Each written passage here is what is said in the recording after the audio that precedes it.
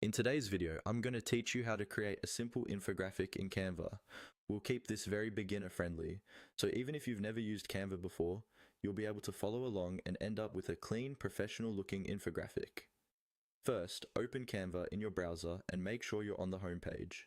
Once you're there, look for the main button or area that says something like Create a Design. This is usually located near the top right of the screen. Go ahead and click on that. This is your starting point for any new project in Canva, whether it's a social media post, a presentation, or in our case, an infographic. After you click Create a Design, a search bar or a list of suggested formats will appear. In that search bar, type in the word infographic.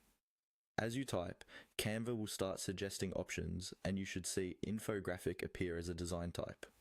Click on that option. By doing this, Canva automatically sets the correct canvas size and shows you templates that are specifically designed for infographics.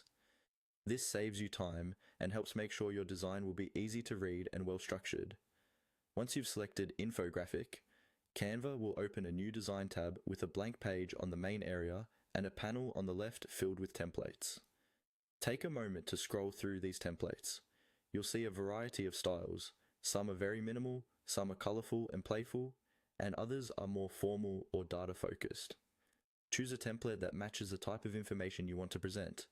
For example, if you're planning to share statistics or step-by-step instructions, look for a layout that already has sections, icons, or numbers.